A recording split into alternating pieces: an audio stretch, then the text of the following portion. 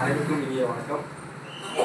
தமிழ்நாடு முற்போக்கு எழுத்தாளர் கலைஞர் சங்கத்தின் மருத்துவன் கலையில் 35ஆம் அமர்வுக்கு இவ்வளவு விழா வந்துள்ள அனைத்து தோழர்களுக்கும் என் நெஞ்சார்ந்த வணக்கங்களும்.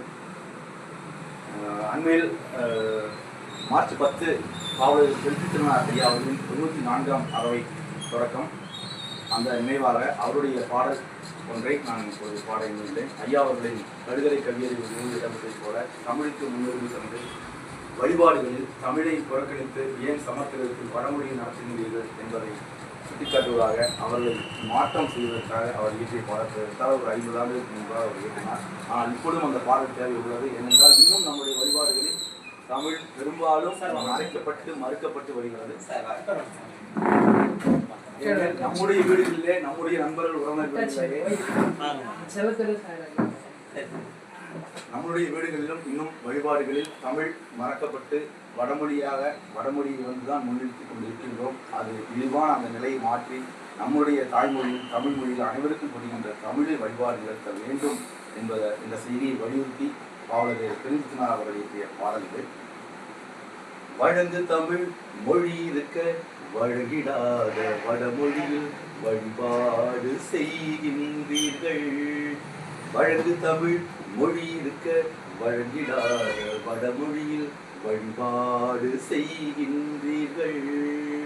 பழங்கதையில் குரங்கினமாய் பார்ப்பானுக்கு பாதங்கள் தாங்குகின்றீர் அடிமையுற்றீர். பழங்கதையில் குரங்கினமாய் பார்ப்பானுக்கு பாதங்கள் தாங்குகின்றீர் அடிமையுற்றீர்.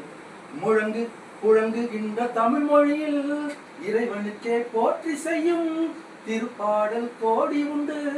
முழங்கிடுவி அவற்றினையே புழங்குகின்ற தமிழ் மொழியில் இறைவனுக்கே போற்றி செய்யும் திருப்பாடல் கோடி உண்டு. முழங்கிடுவி அவற்றினையே விளங்கிடாத மூடமொழி நமக்கு எதற்கு விளக்குவீரே. விளங்கிடாத மூடமொழி நமக்கு எதற்கு விளக்குவீரே. வழங்கு தமிழ் மொழி இருக்க வழங்கிடாத வடமொழியில் வழிபாடு செய்கின்றீர்கள்.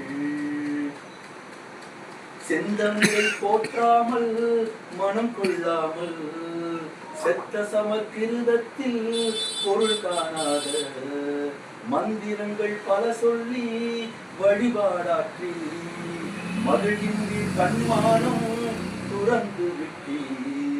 செந்தமிழை போற்றாமல் மனம் கொள்ளாமல் செத்த சமஸ்கிருதத்தில் பொருள் காணாத